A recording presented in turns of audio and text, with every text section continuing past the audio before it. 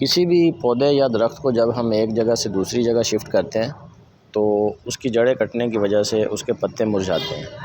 जब उसके पत्ते मुरझाते हैं तो हम उसके ऊपर पानी का छिड़काव करते हैं, जो कि बहुत अच्छा अमल है।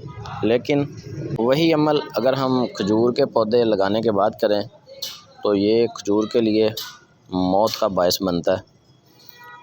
आप पूछेंगे कि क्यों, ऐसा क्यों है? क्योंकि जब किसी भी पौधे के पत्ते मुरझाते हैं तो वो, आपने देखा होगा, या तो खुश्क होकर गिर जाते हैं पौधा चलने के बाद, या फिर वो एकदम से एक्टिव हो जाते हैं पानी लगाने के बाद या पौधे को ज़मीन में शिफ्ट करने के बाद। और हमेशा से वो पत्ते मुरझाते हैं जो टॉप पे होते हैं, जो कोंपलें होती हैं। तो उनको सेट करने के लिए या तो पौधे को पानी लगाया जाता है या फिर पौधे को लगाने के बाद अच्छी तरह से नहला दिया जाता है, पानी लगा दिया जाता है, ताकि पौधा एक्टिव हो जाए, दोबारा से अपनी नई ज़िंदगी शुरू कर दे। तो आज हम खजूर का पौधा लगाने का तरीका सीखेंगे। जी तो व्यूअर्स, ये एक दोस्त की तरफ से चंद पौधे हैं खजूर के जो हमें गिफ्ट मिले हैं, बकौल उनके कि ये बहुत अच्छी किस्म है और अच्छा फल देगी। तो हमने इनको लगाना शुरू किया है। सबसे पहले आपने पौधे के साइज़ के हिसाब से गड्ढे लगाने हैं। उसके बाद जिस तरह ये मैंने इसके अंदर पानी डाला है, पानी खुला छोड़ देना है आपने।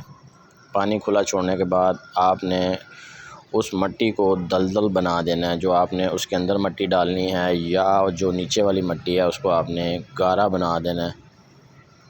क्योंकि खजूर के पौधे को जब लगाया जाता है तो इसी तरह से उसकी जड़ों में कप बनाई जाती है, गारा बनाया जाता है और उसको उसके अंदर धंस दिया जाता है, ताकि दोबारा से हमें ऊपर से पानी ना लगाना पड़े।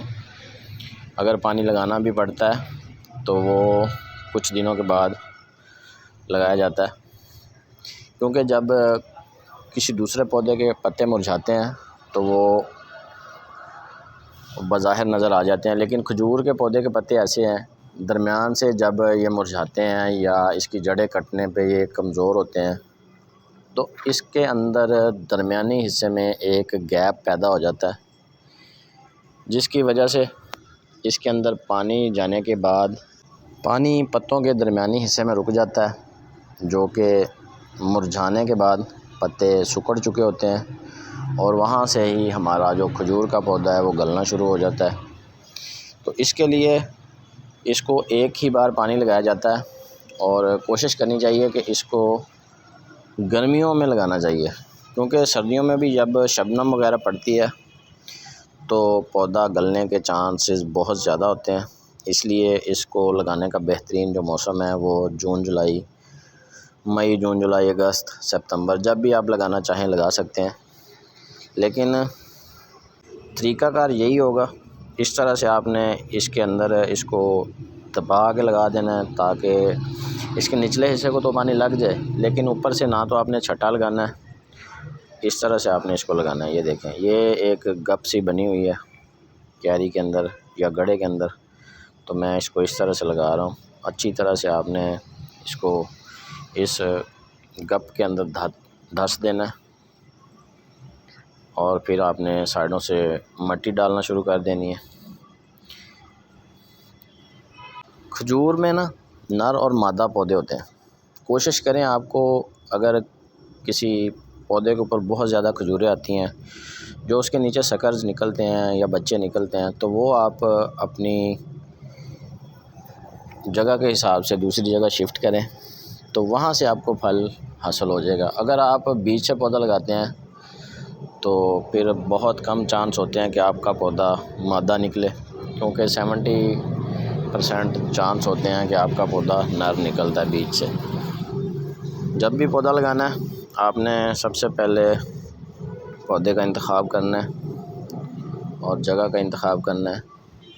खजूर का पौधा बहुत आसानी से ग्रो कर जाता है, कलराठी ज़मीन में भी चल जाता है, रेतली ज़मीन में भी चल जाता है, अच्छी ज़मीन में भी चल जाता है और नॉर्मल ज़मीन में भी चल जाता है।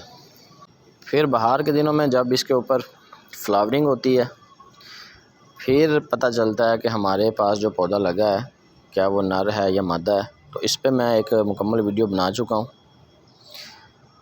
आपने पौधा लगाने के बाद इस तरह से मिट्टी को अच्छी तरह से दबा देना है ताकि किसी भी किस्म की हवा बाकी ना रहे, और अगर हम क्यारी के अंदर पानी छोड़ें तो वो आपके पौधे तक आसानी से पहुंच जाए।